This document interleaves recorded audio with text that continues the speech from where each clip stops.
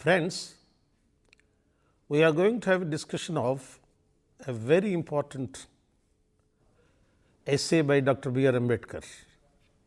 The essay is Prospects of Democracy in India. First, I will say a few words about Dr. B. R. Ambedkar. He was born on 14th April 1891 and he passed away on 6th December 1956. He is one of the greatest intellectuals of the world. Whenever we say something, we should know what we are saying. When I said intellectual, I should define what an intellectual is. An intellectual is not just someone who thinks, it's something more. An intellectual is one who, with his superior reasoning power, studies different subjects in great detail with careful thinking and mental effort and expresses his ideas on those subjects without any personal bias. There are two aspects here: careful thinking and mental effort and expressing without any personal bias. That is an intellectual.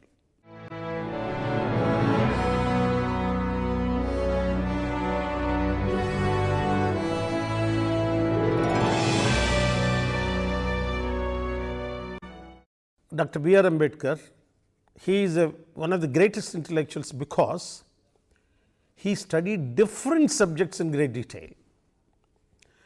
Dr. Ambedkar has thought about and written on economics, political science, social anthropology, law and religion.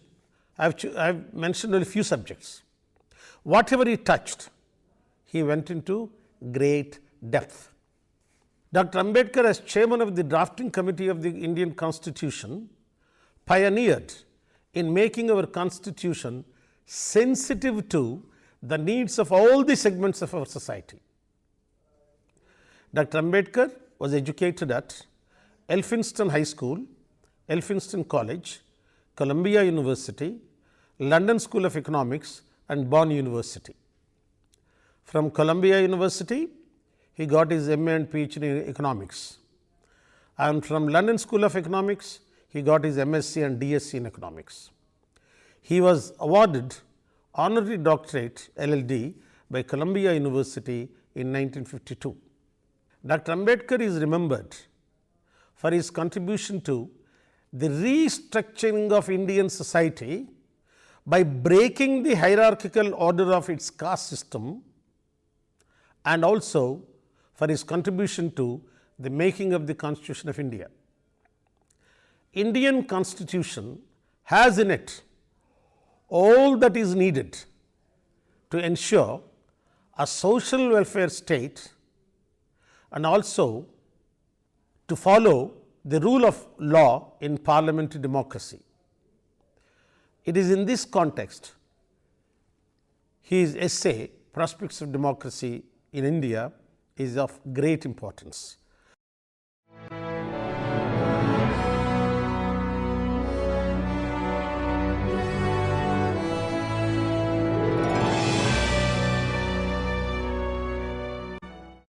Now, we are going to discuss different parts of the text in great detail. When we look at an idea or study a subject in detail, we need to understand some basic concepts which constitute the subject: government, democracy, parliament, republic, rule of law, liberty, equality, education, and such concepts and their interrelationship will have to be properly understood if one wants to think of democracy in India. This is what Dr. Ambedkar does in this essay. Democracy will be successful in India only if we meet certain requirements. Government can be of different types: monarchy, democracy, military dictatorship, dictatorship of the proletariat, etc. The core point made in this essay is that democracy is more than a form of government, and that it refers to the way a society operates. We have to evaluate India as democracy in terms of its social structure. Democracy, caste system and education are the three main points which are discussed in this essay. To understand the concept of democracy and its place in India, one has to understand its relationship to republic and parliament. Republic only shows who is the head of the state. If the head of the state is not a monarch, it is an elected person, then that is republic.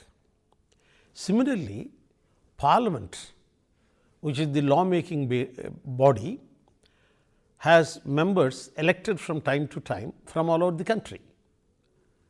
So, you have republic refers to the head of the state and parliament refers to the law-making body. But these two automatically do not ensure democracy. This is the core point of Dr. Ambedkar's argument. Democracy is not a political instrument. It is much more. It is more than a form of government. Its roots are to be looked in for the relationships among different groups of people in the country or in that society. The society as a unit is characterized by unity, common purpose and desire of welfare for all, and finally, a loyalty to public ends. This should be kept in mind. The different individuals and groups of a society should have sympathy for one another and they should cooperate with one another. They cannot say, I won't cooperate with you because you don't belong to my caste. Then society cannot function well. And if they do not cooperate with one another, and if the society is not operating properly, how can you have democracy?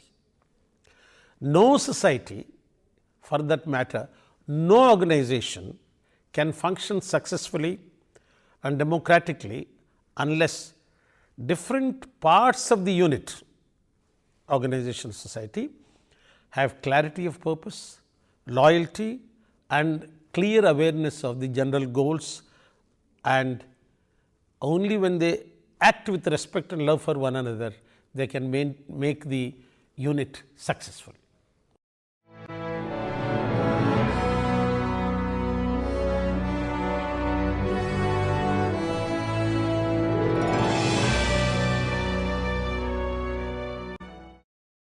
If the individuals in an organization are loyal to the groups they are members of, not to the organization as a whole, the organization as a whole is bound to be at a disadvantage. You take a university. If the teachers all behave one way, non-teachers behave a different way, students behave a different way, the university can never be successful. All of them should be loyal to the very organization, the concept of university and higher education. Same thing applies to society. If the castes try to take care of only their interest, not interest of the society as a whole, and the society, then the society cannot flourish. Well, if the society doesn't flourish as a whole, there is no democracy. This is important. Dr. Ambedkar looks at Indian society carefully and concludes that its ideals are disturbed by the caste system. What is the problem with caste system? Different castes are exclusive in their life. They have no common experience to share with one another, and they have no bond of sympathy. See, if a person belonging to a caste says, I will take care of only my people, and I always tell my colleagues, if a teacher says, I will guide only people of my caste and my religion, not the students of other caste and religion, then he is no teacher. He is no teacher. He is a cheat. Because a teacher is a teacher because he teaches the students. Why should caste and religion come into the picture? Same thing Ambedkar is saying. If different segments of society do not help each other, do not have sympathy for one another, different groups, how can there be democracy? Any caste system which negates the presence of ideals of unity, shared purpose and desire for welfare cannot allow democracy to take roots.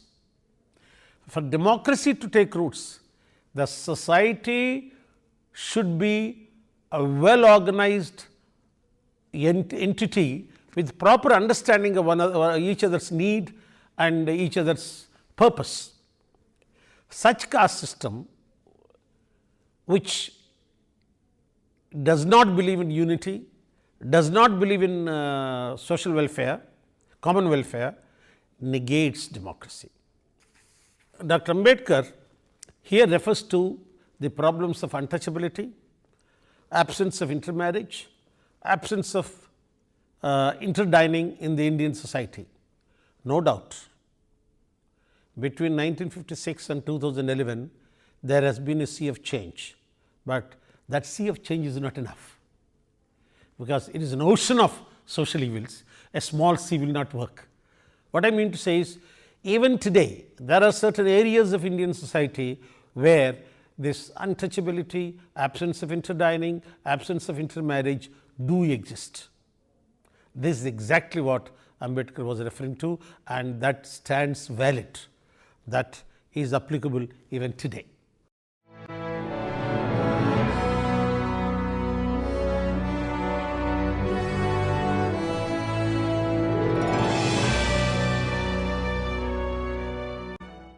What Dr. Ambedkar says in 1956 unfortunately plagues our society even today, especially in the socio-political arena. An average Indian votes for a candidate who belongs to his caste. This is unfortunate. This happens even today in different parts of the country. It is not just one state. This happens almost all over the country. He says that even the ruling party, which talks against caste system in society and politics, chooses its candidates on the basis of the caste of the majority of the voters in a given constituency. Similarly, in industry, in charity, in commerce, people tend to help only those people who belong to their caste.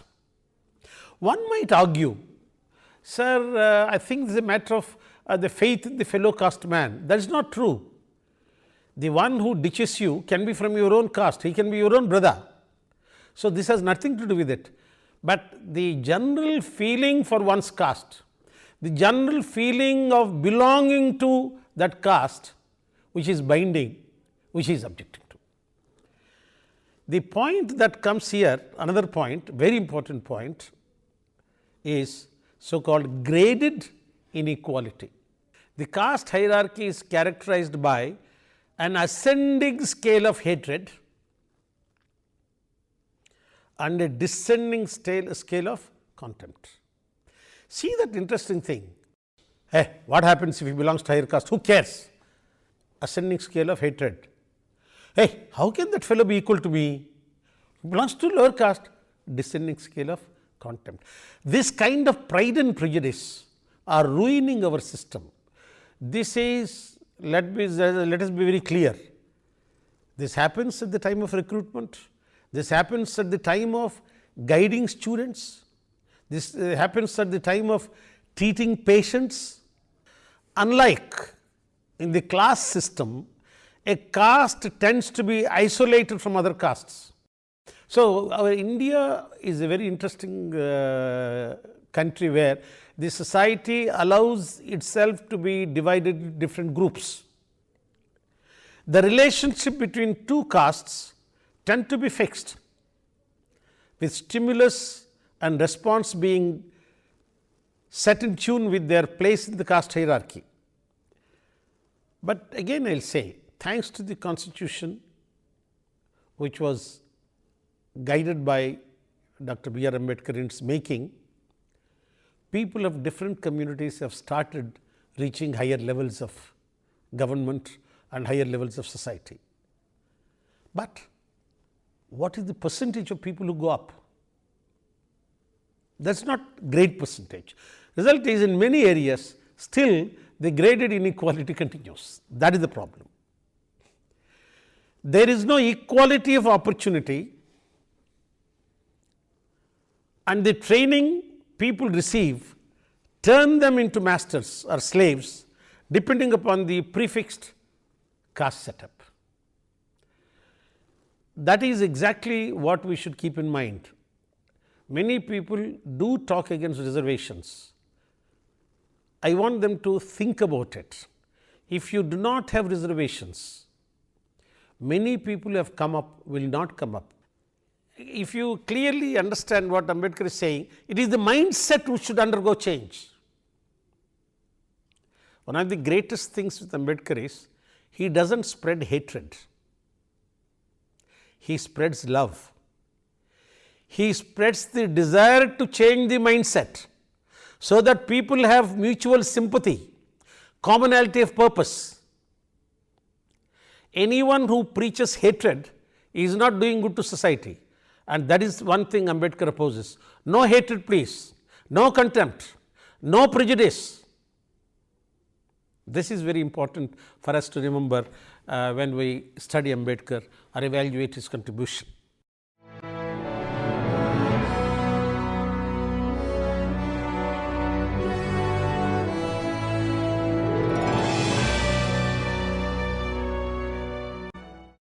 The binding relationship between caste and occupation also cuts at the very root of democracy.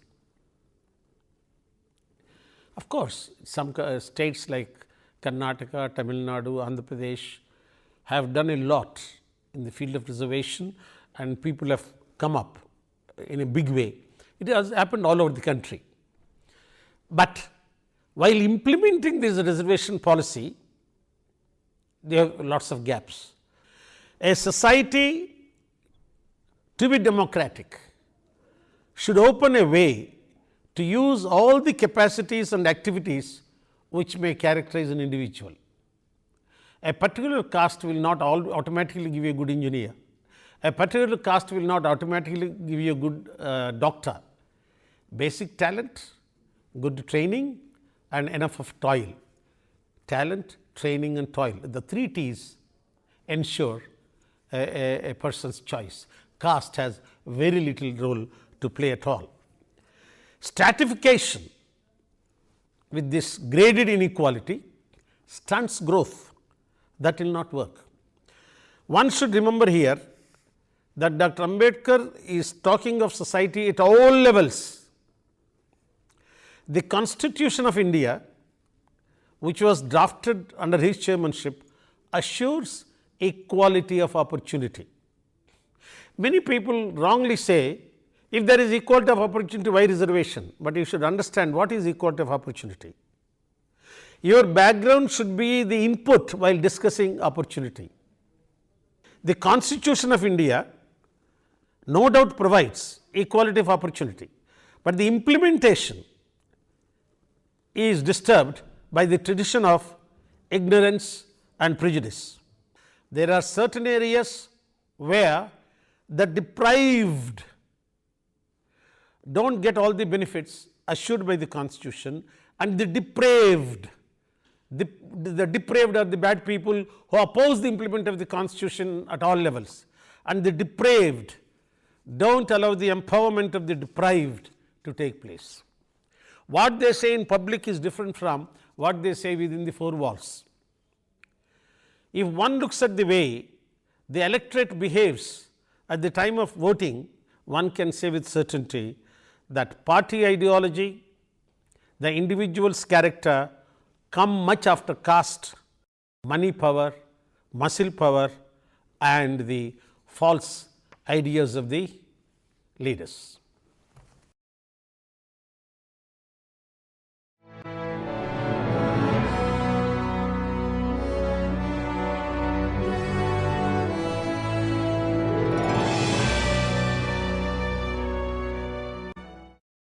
Dr. Ambedkar talks of graded inequality as a very important evil of the caste system. That is, caste 1 thinks it is superior to caste 2, caste 2 thinks it is superior to caste 3, caste 3 thinks it is superior to caste 4, and as I have already mentioned, caste 2 says, hey, what if it is caste 1? Caste 2 says, hey, that is caste 3. That means, you are willing to look down on the so called lower caste, but you are not willing to accept the superiority of the higher caste. That means, there is hatred, there is contempt. This is exactly where this graded inequality characterized by ascending scale of hatred and descending scale of contempt. This is one thing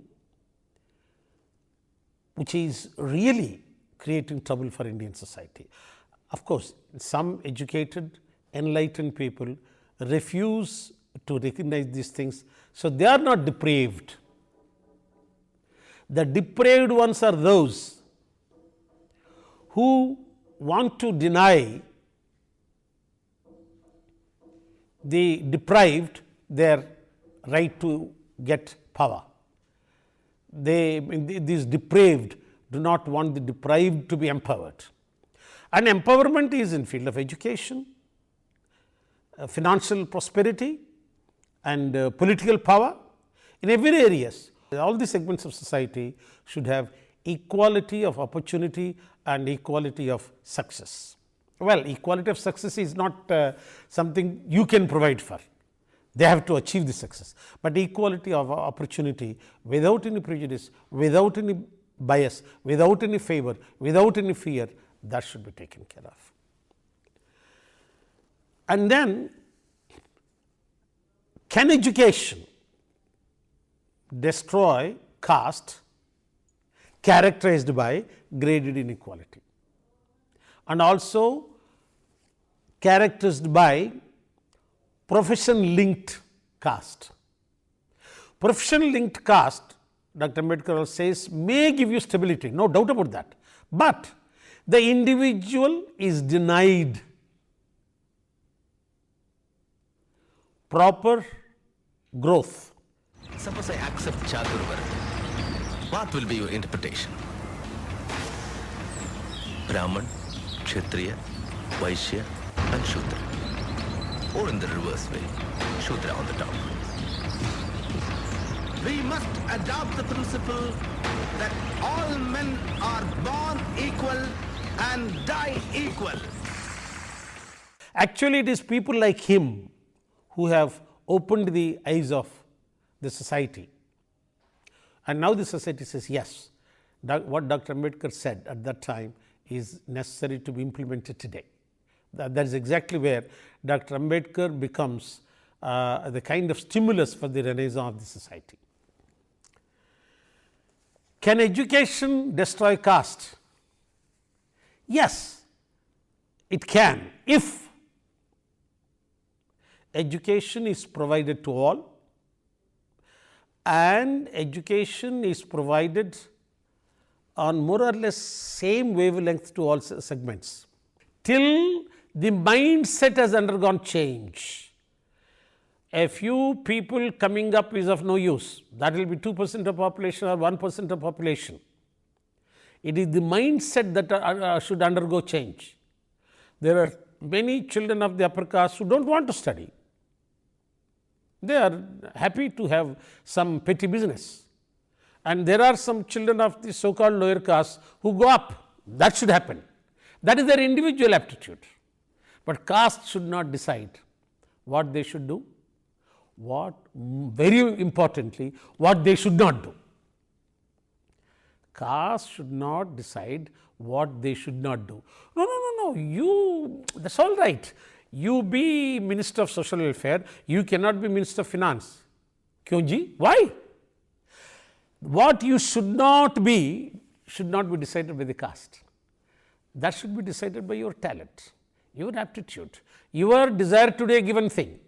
Anyone who reads or studies this lesson, this essay, Prospects of Democracy in India, should focus on two major points. A, what are the ingredients of a democracy? How democracy has its roots in the society. Democracy is not a form of government. And the second point I want everyone to understand is, see the way Dr. B. R. Ambedkar argues his point without any malice, without any hatred, without any emotion. He argues his points from 1 to 2, 2 to 3, 3 to 4, 4 to 5. That means, when we write something or when we say something, when we think about something, we should organize in such a way, our purpose should be clear, the way we organize our discourse should be clear, and anyone who reads this essay will say, democracy is not just having legislative assembly or parliament. Democracy is the way we organize our society. Very few people will talk about that in that way. They say democracy means elections at different levels, etc. No, it actually is a reorganization of society for common good. Can you think of greater economist than Ambedkar? He was essentially an economist. Later took to sociology and political science and law. And of course, he did a wonderful study of different religions. And even in the matters of religion, he wanted scientific spirit and logic. That is why he chose Buddhism as a religion which will be guided by logic, not by superstition.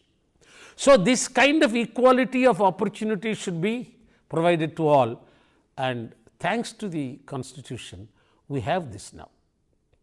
And in 1956, when Ambedkar wrote this essay, he was trying to make this point that please implement the constitutional measures, or please implement what is given in the Constitution, so that democracy takes firm roots in this country by transforming the society to a society of equality of opportunity, social welfare, mutual sympathy, commonality of purpose. Thank you. Wish you all the best.